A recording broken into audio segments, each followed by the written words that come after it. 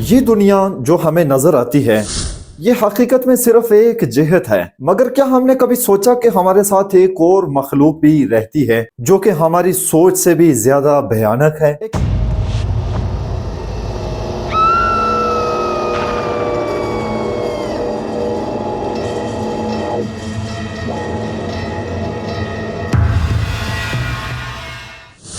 ایک ایسی مخلوق جو ہمیں تو دیکھ سکتی ہے لیکن ہم اس کو نہیں دیکھ سکتے۔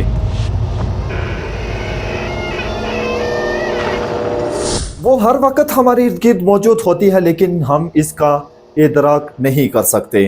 یہ مخلوق جنات ہیں جو کہ انسانوں ہی کی طرح پیدا ہوتے ہیں اور انسانوں ہی کی طرح مر بھی جاتے ہیں۔ مگر کیا انسانوں اور جنات کے مرنے میں کوئی فرق ہے؟ کیونکہ دونوں کا مادہ الگ ہے، جنس الگ ہے، تو پھر مرنے کا انداز بھی الگ ہی ہونا چاہیے۔ کیا ان کی موت بھی ہماری طرح ہی ہوتی ہے یا پھر کچھ ایسا ہوتا ہے کہ جو انسانی عقل کے لیے ناقابل فہم ہو؟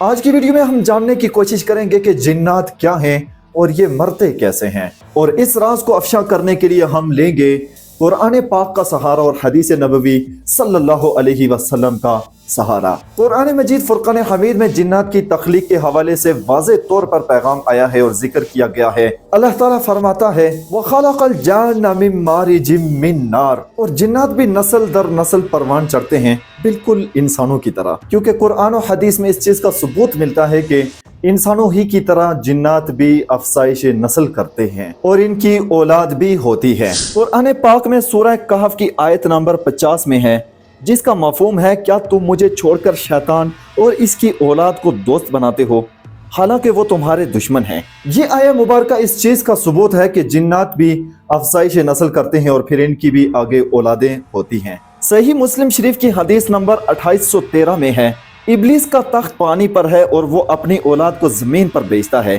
تاکہ لوگوں کو گمراہ کریں۔ مگر یہاں پر سوچنے کی بات تو یہ ہے کہ کیا جن اور شیطان ایک ہی نسل ہیں، ایک ہی قسم ہیں، یا پھر دونوں الگ الگ قسم ہیں؟ کیونکہ یہاں پر تو شیطان کا ذکر ملتا ہے، جنات کا ذکر یہاں پر نہیں مل رہا۔ جنات اور شیطان ایک نہیں ہیں بلکہ یہ دو الگ الگ مخلوقات ہیں، لیکن کیونکہ شیطان بھی جنات میں سے ہی ہے۔ مگر اس فرق کو بھی سمجھنے کے لیے ہمیں قرآن پاک کا ہی سہارا لینا پڑے گا، تو دیکھتے ہیں کہ قرآن مجید فرقان حمید اس حوالے سے ہمیں کیا دلائل پیش کرتا ہے۔ قرآن کریم میں واضح ذکر ہے کہ ہر شیطان جن تو ہو سکتا ہے مگر ہر جن شیطان نہیں ہے۔ جنات ایک مخلوق ہے جو اللہ نے آگ سے پیدا کی اور ان میں نیک اور بد دونوں قسمیں موجود ہوتی ہیں۔ مطلب یہ ہوا کہ شیطان وہ جن ہے کہ جو سرکش اور نافرمان ہوتا ہے۔ اللہ تعالیٰ فرماتا ہے اور جب ہم نے کہا کہ آدم کو سجدہ کرو تو سب نے سجدہ کیا مگر ابلیس نے انکار کیا، وہ جنات میں سے تھا اور اپنے رب کے حکم سے باہر ہو گیا۔ آئیے ہم شیطان اور جنات کے درمیان بنیادی فرق سمجھنے کی کوشش کرتے ہیں۔ شیطان اور جنات دونوں کو آگ ہی سے پیدا کیا گیا ہے، مگر شیطان اللہ کا نافرمان بنا۔ شیطان صرف نافرمان اور گمراہ کرنے والے ہیں، جبکہ جنات نیک اور برے دونوں ہوتے ہیں۔ شیطان کبھی بھی ہدایت قبول نہیں کرتا، جبکہ جنات ہدایت یافتہ ہو سکتے ہیں اور مسلمان بھی ہوتے ہیں۔ شیطان کا مقصد صرف گمراہ کرنا ہے، جبکہ جنات نیک اور برے بھی ہوتے ہیں اور اللہ کی عبادت بھی کرتے ہیں۔ شیطان ہمیشہ کے لیے جہنم میں جائے گا، جبکہ جنات جو نیک ہوں گے وہ جنت کے اندر بھی داخل ہو سکتے ہیں۔ اللہ تعالیٰ قرآن پاک میں فرماتا ہے اور ہم میں سے کچھ نیک ہیں اور کچھ اس کے علاوہ یعنی برے ہیں، ہم مختلف راستوں پر ہیں۔ سورہ جن کی آیت 11 میں یہاں جنات خود کہہ رہے ہیں کہ ان میں سے نیک بھی ہیں اور برے بھی ہیں۔ اس کا مطلب یہ ہے کہ ہر جن شیطان نہیں ہوتا، بلکہ شیطان صرف وہ جن ہوتا ہے جو نافرمان اور سرکش ہو۔ تو نتیجہ یہ ہوا کہ جنات ایک مخلوق ہیں جن میں اچھے اور برے بھی ہو سکتے ہیں، اور شیطان ہر وہ جن یا انسان ہوتا ہے جو سرکش اور نافرمان ہو، یعنی کہ جتنی بھی سرکشی اور نافرمانی کرنے والے لوگ ہیں یا جنات ہیں وہ سارے کے سارے شیطان کہلاتے ہیں۔ شیطان کا کام صرف برائی اور گمراہی پھیلانا ہے، جبکہ نیک جن اللہ کی عبادت بھی کرتے ہیں۔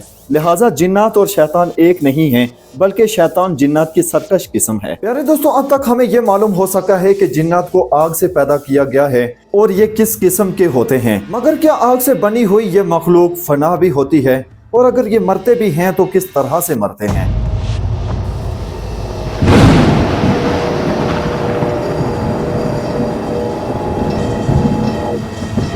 رسول اللہ صلی اللہ علیہ وسلم نے فرمایا جنات بھی تمہاری طرح پیدا ہوتے ہیں، खाते पीते हैं और मरते भी हैं। इस्लामी रिवायात के मुताबिक जिन्नात को मौत कई मुख्तलिफ तरीकों से आती है। कुछ जिन्नात ऐसे हैं जो बिल्कुल आम इंसानों की तरह बूढ़े होकर मर जाते हैं। इनके जिस्म मिट्टी में नहीं मिलते बल्कि आग या धुएं में तहलील हो जाते हैं। लेकिन यहाँ पर सोचने की बात यह है कि जिन्नात तो खुद आग से बने हुए हैं, फिर आग उनके ऊपर असर कर सकती है। इस हवाले से कुछ रिवायात में जिक्र आता है कि अगर जिन्नात को मखसूस किस्म की आग में डाला जाए तो वो मुकम्मल तौर पर खत्म हो सकते हैं। और फिर हदीस पाक में आता है कि लोहा जिन्नात के लिए नुकसानदेह साबित हो सकता है। लोहे से जिन्नात दूर भागते हैं और बाज़ औक़ात इससे हलाक भी हो सकते हैं। और इसी तरह कुरान मजीद फुरकान हमीद की मखसूस आयात भी हैं, जैसे कि आयतुल कुर्सी और सूरतुल जिन जिन्नात को कमजोर कर सकती हैं। और कुछ जिन्नात ऐसे हैं जो हद से ज्यादा सरकश और नाफरमान हो जाते हैं, तो फिर अल्लाह ताला के हुक्म से फरिश्ते इन्हें हलाक कर देते हैं। जैसे कि सूरह जिन की आयत नंबर 9 के अंदर अल्लाह ताला फरमाता है, और हमने जिन्नात में से बाज को हलाक कर दिया और इन पर आसमानी अजाब नाजिल किया। मगर देखना यह है कि क्या जिन्नात इंसानों की तरह मरते हैं तो इनकी भी रूहें निकलती हैं, और क्या इनकी आखिरत भी इंसानों ही की तरह होती है। सूरह ज़ारियात की आयत नंबर 56 में अल्लाह ताला फरमाता है, और मैंने जिन्नात और इंसानों को सिर्फ अपनी इबादत के लिए पैदा किया। इस आयत मुबारका से ये मालूम होता है कि जिन्नात को भी आजमाइश में डाला जाता है और इन्हें भी सजा और जजा दी जाती है। मुसलमान जिन्नात नेक अमाल करते हैं और क़यामत के दिन इनके अमाल के मुताबिक फैसला किया जाएगा। कुछ मुफस्सिरीन का कहना है कि काफिर जिन्नात की सजा इंसानों से ज्यादा सख्त होगी, क्योंकि इनके पास तो गैब का इल्म भी था, इसके बावजूद भी वो नाफरमानी करते रहे। मगर सोचने की बात तो ये है कि क्या जिन्नात की भी लाशें होती हैं, उनके भी जिस्म मरने के बाद एक लाश बन जाते हैं, और अगर ऐसा होता भी है तो फिर उनकी लाशें जाती कहाँ हैं।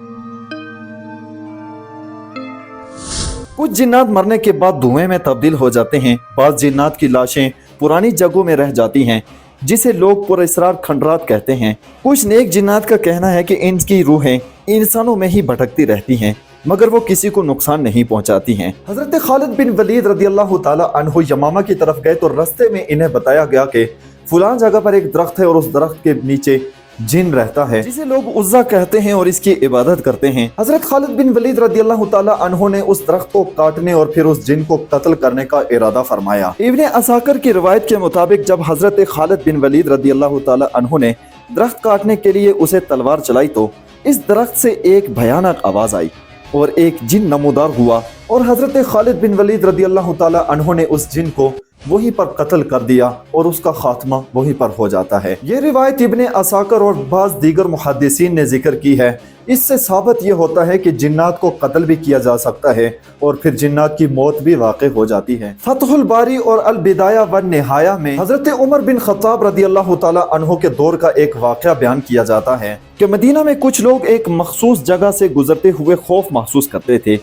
उसका कहना था कि वहाँ एक जिन रहता है जो इंसानों को तकलीफ पहुँचाता है। जब हजरत उमर रदियल्लाहु ताला अन्हु को इसका इल्म हुआ तो उन्होंने अपने कुछ साथियों को भेजा जो तीर और तलवारों के साथ वहाँ पर पहुँचे तो एक अजीब सी मखलूक वहाँ पर नजर आती है जो अचानक गायब हो गई। तो अगले ही दिन वहाँ पर एक जली हुई लाश उन्हें मिलती है, जिसके बारे में कहा जाता है कि ये वही जिन था। इस पर हजरत उमर रदियल्लाहु ताला अन्हु ने फरमाया कि अगर ये जिन वाकई अल्लाह ताला का नाफरमान था और जालिम था तो अल्लाह ताला ने इसे इसकी सजा दे दी और इसे हलाक कर दिया। ये रिवायात तो हमने सुनी, लेकिन यहाँ पर सवाल ये पैदा होता है कि जिन्नात इंसानों को तो नजर नहीं आते, लेकिन उसके बावजूद जिन्नात को कत्ल कैसे किया जा सकता है। ये सवाल वाकई में एक दिलचस्प और पेचीदा किस्म का सवाल है, क्योंकि कुरान मजीद फुरकान हमीद में जिक्र है कि जिन्नात इंसान को नजर नहीं आते।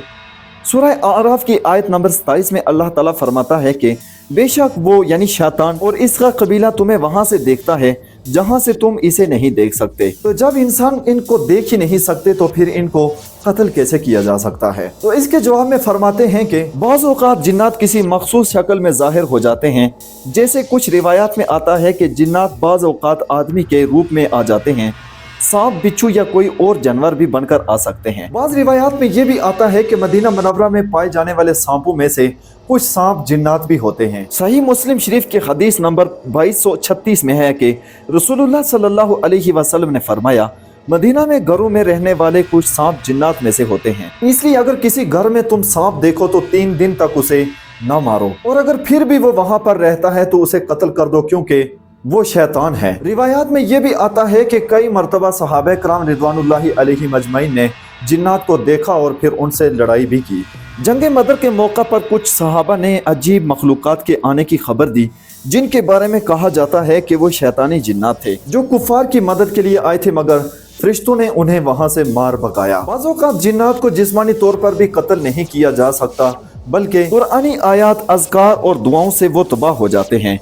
जैसे सूरह बकरा की तिलावत से जिन भाग जाते हैं या ख़त्म हो जाते हैं। रसूलुल्लाह सल्लल्लाहु अलैहि वसल्लम ने फरमाया, आयतुल कुर्सी पढ़ने से जिन करीब नहीं आते, और अगर आते भी हैं तो वो ख़त्म हो सकते हैं, मर सकते हैं। हमने जाना कि जिन्नात भी मर जाते हैं, मगर इनकी मौत का राज अभी तक मुकम्मल तौर पर इंसानों तक नहीं पहुंचा है। क्या होगा कि कुछ जिन्नात आज भी हमारे इर्द गिर्द अगर मौजूद हों तो क्या वो हमारी बातें सुन रहे हैं? सवालात तो बहुत हैं, मगर जवाबात शायद हमें वक्त के साथ ही मिलें।